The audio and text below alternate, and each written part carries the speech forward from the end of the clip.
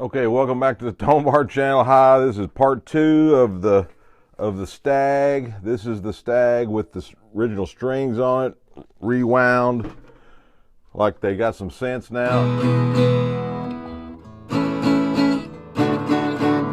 Okay, so what we're going to do here is we're going to put in the patented Tonebar. When you buy a Tonebar on eBay or Reverb, I'm back on Reverb now. So all you Reverb fans, you can get them, and they're $10 on Reverb because they charge more. All right, so when you get a Tonebar, you get a instruction sheet, you get a sticker for your guitar case, and you get the patented Tonebar. The Tonebar is a new system and method for putting strings on your guitar that's far superior than pins, and the benefits are too numerous to count. Okay, so what we're going to do today is, that was part 1. We're going to loosen these strings and we're going to put a Tonebar in this guitar, and this hole here is small, so I'm going to take this watch off. It's getting in the way. All right. So here we go. We're going to loosen all the strings. We're going to take these damn pins out.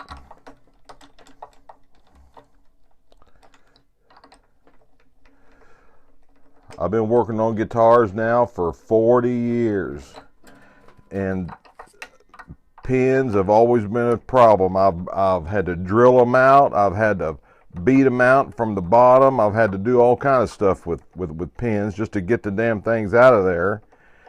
And like I say in every video, the pins, thank God they've been around for 100 years, but there hasn't been an alternative. Manufacturers have tried to go around it by making those top load bridges, but if you'll notice, on those top load bridges, they got a little pearloid dot, maybe 2. That's because they got to have a bolt holding the bridge down to the top, because those top load bridges will rip the strings off, or try to. So they're like they're not helping the guitar sound better. They're pulling up on the top, letting it vibrate less. A Tonebar makes your guitar sound a lot better. It just does. That guy just commented on another video. He said, I don't even know, I can't remember what it was. He goes, well, I said, why does a Positrack rear end work in a 69 Plymouth? It just does. But this is some Joe Dirt isms. Okay.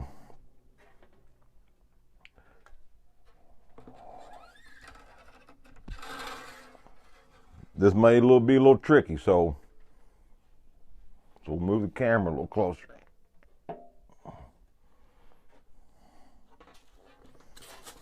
And if you'll notice, my workbench is an ironing board, greatest workbench ever. Okay, we're going to take this pin out and see how that string is bent. It's bent down, but the ball end is facing the wrong way. So we're going to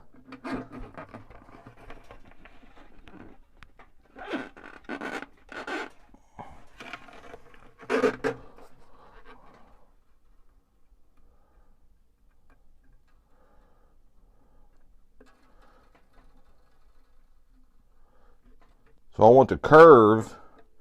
I want where the string curves, where it went down in there. I want that to be where I pull it up.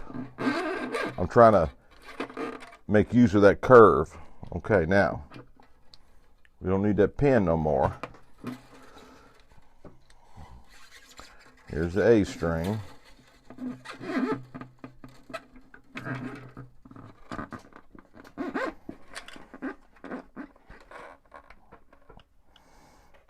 Like I said, that hole is small, and I got big hands. All right, so we want to make that, we want that curve to be where it's curving up to the top. Okay.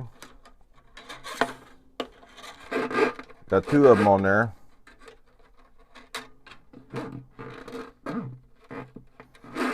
And see, with the tone bar, you can't get the strings mixed up because they're on there one at a time. Okay, so we're going to take this D string. I stick it down in there.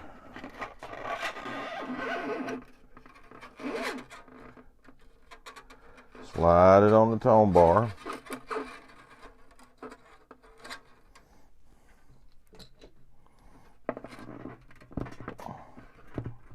Now it's shoved down so far in there you can't even get a hold of that.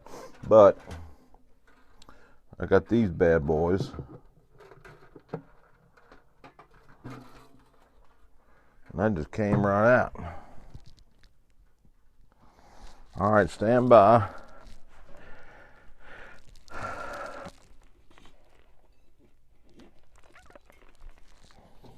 Okay, this is the G string.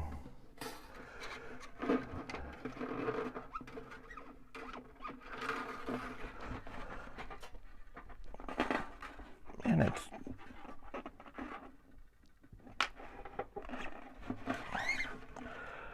oh, it was small. Okay, now we got this one on there. We want that curve so it curves up. Okay, again, these pins are sunk down in there so far.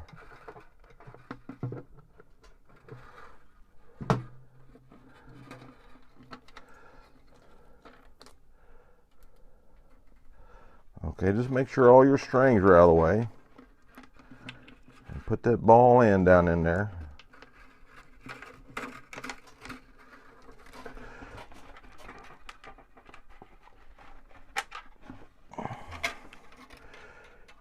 It's not this hard with new strings. These strings are all bent, out of whack. Okay, now we got most of our strings on there now. All we got to do is do the little E string now. And like I said, see where that curve is? That curve is, we want that ball end to be straight. See, it's kind of sideways. So we're going to stick that in there.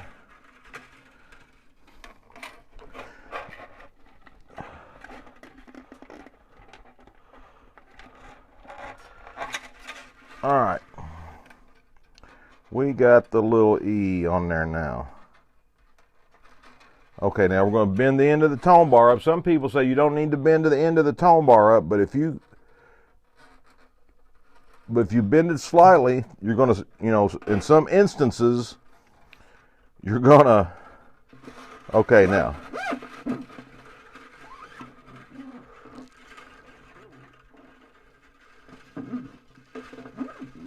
Okay. So now what we're going to do, we just pull it up through like a ponytail. And I'm going to get my hand in here.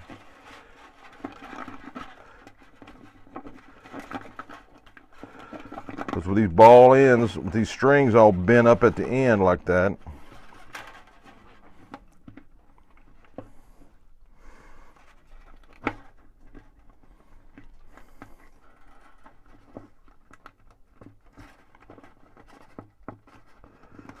there we go.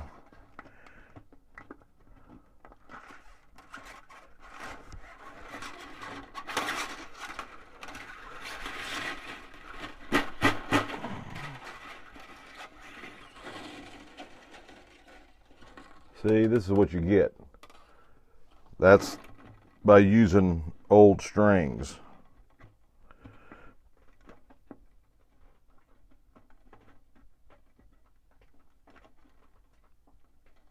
And all you want to do is make sure you get that tone bar centered. I get my hand out of here.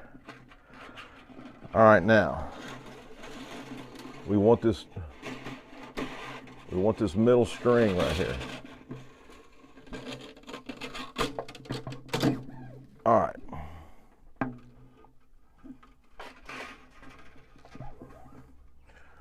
All right, we got that middle string. We got the D string. That's the one we want to do first. And once you get the tone bar in there with one string tightened up, it's not going to go anywhere. Damn it.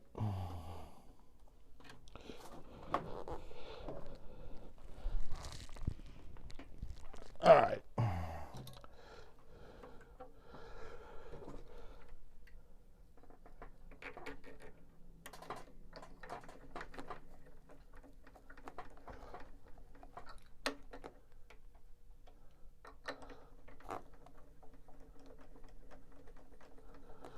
All right, as soon as you get one string tightened up, you're good to go. Let's get this one wrapped up. Like I said, this is part 2. Same strings.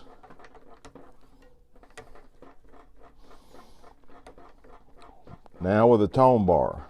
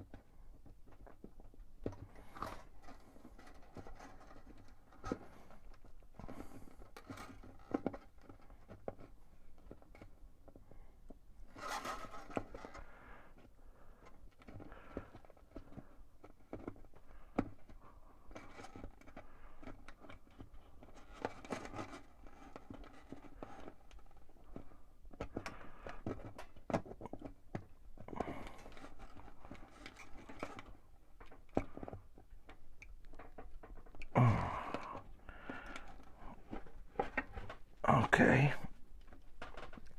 Dang it. Oh, it's tight. Ow.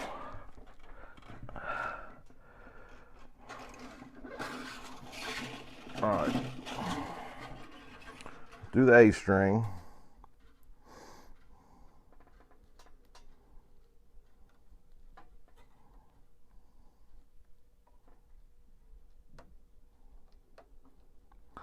Well, come on.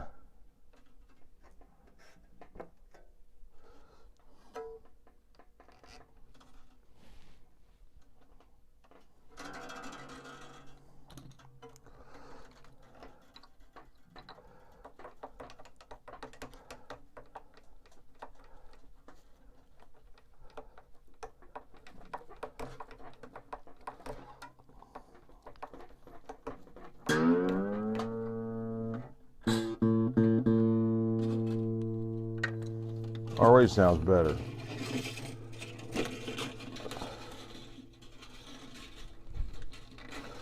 Okay, let's get the G. I got the D on it. Let's get the G on there. Let's get our G on.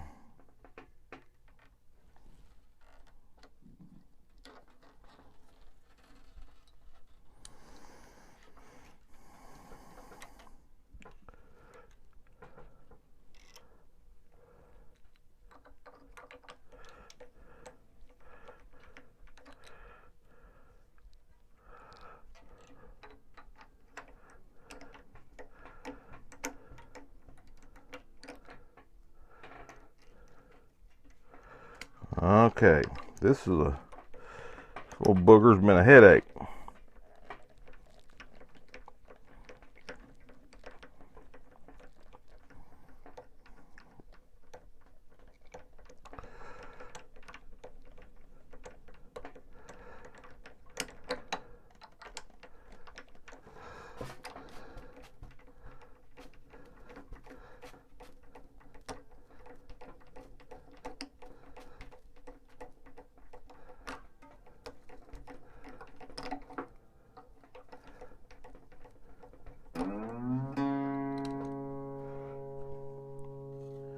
You can hear it.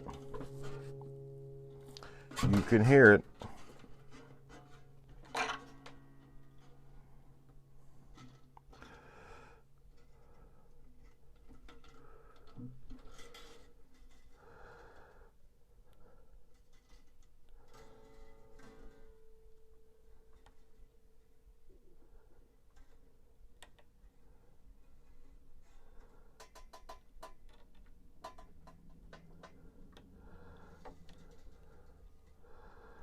Okay.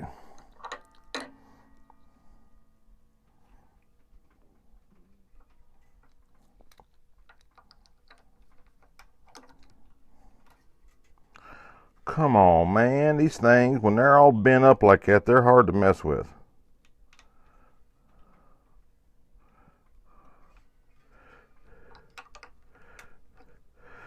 Come on, man.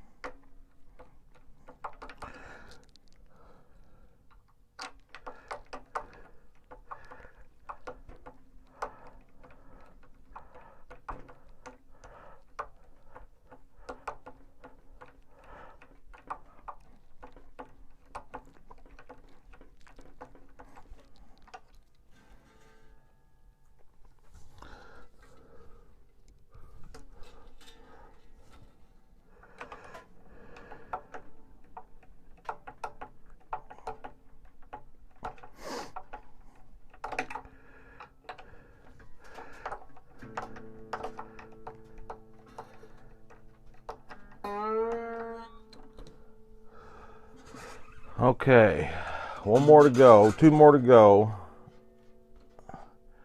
and then we'll see what this baby sounds like with a tone bar in there. Like I said, just the beauty of this, just fast forward through all this crap.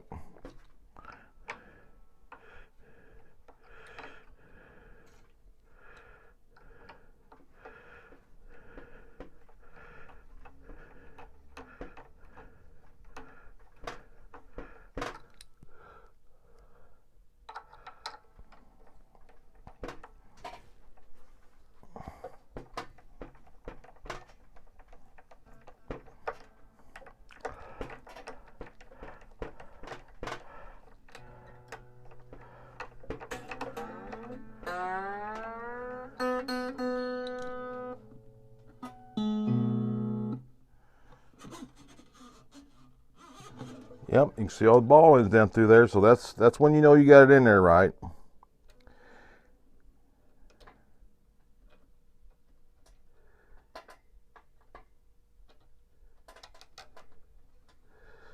Okay.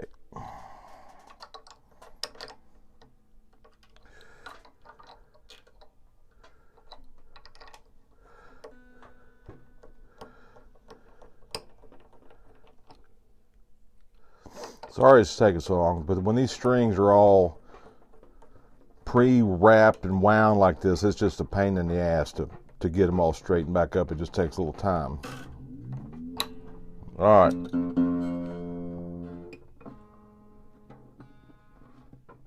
Okay, now we're back. All right. How far? What are we in here? 18 minutes in. Okay, let's tune this thing up.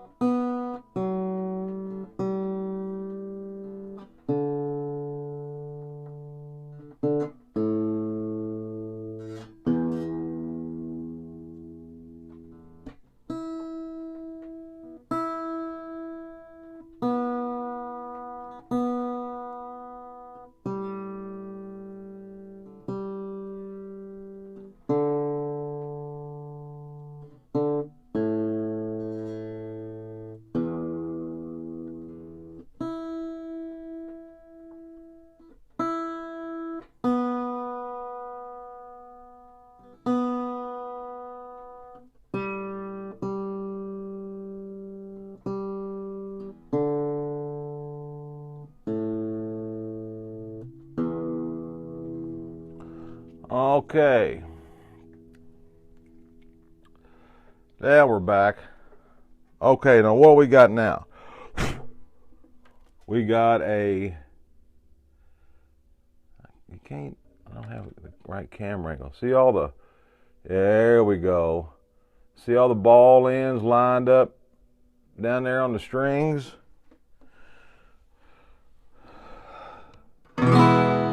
Wow. That thing's loud now.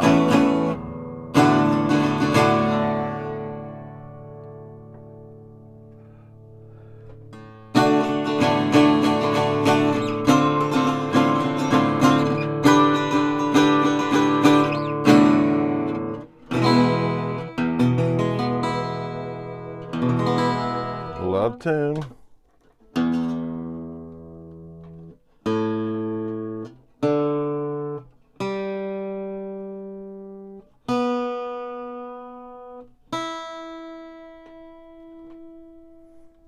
Okay.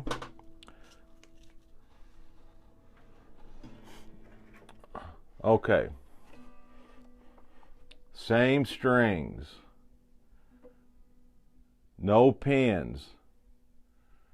You can see the ball ends down there in the bottom of the sound hole. There's one pin. There are just no pins in there now.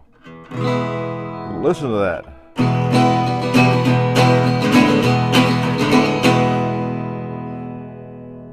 That thing racks now.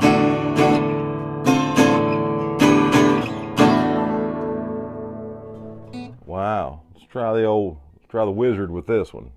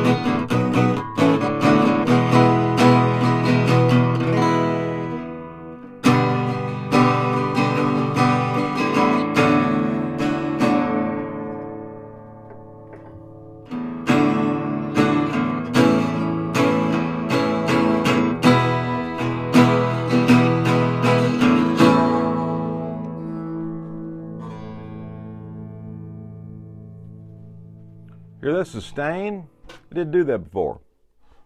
It just didn't.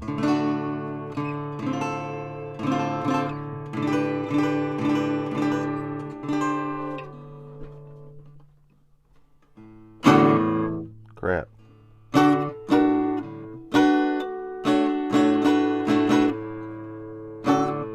The action is a little high. It needs to be set up a little better.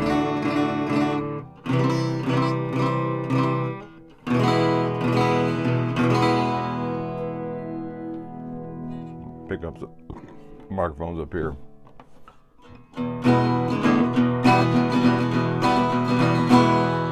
Okay, so there you go. 3/4 inch size Stagg with no pins and a tone bar in it. This guitar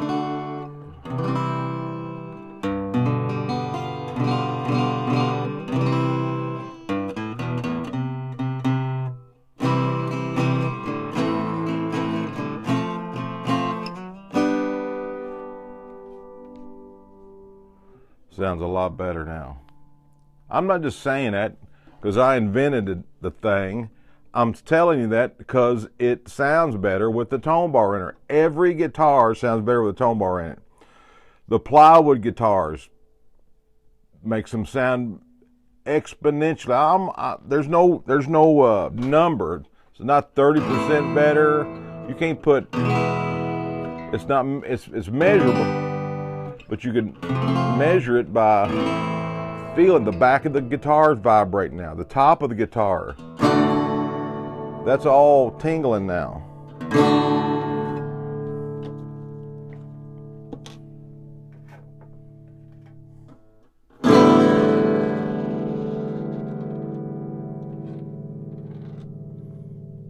Okay. All right, get you a patented tone bar today. Improve the sound of your guitar. Improve the harmonics of it.